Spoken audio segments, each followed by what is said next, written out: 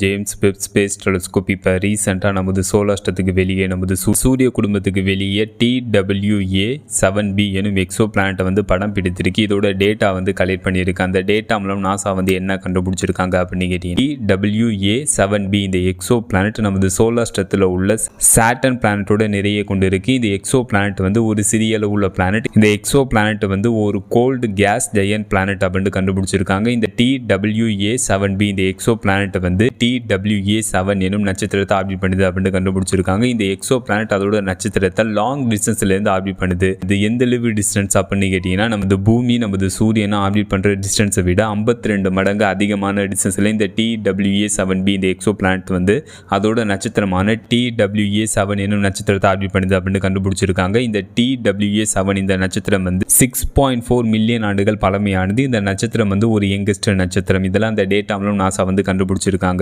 நாசாவோட James web space telescope படம் பிடித்த TWA-7b இந்த எக்ஸோ பிளானட் நமது பூமியிலேருந்து எவ்வளோ டிஸ்டன்ஸில் வந்து அமைஞ்சிருக்கு அப்படின்னு கேட்டிங்கன்னா 111 லைட் இயர் டிஸ்டன்ஸில் வந்து இந்த எக்ஸோ பிளானட் வந்து அமைஞ்சிருக்கு.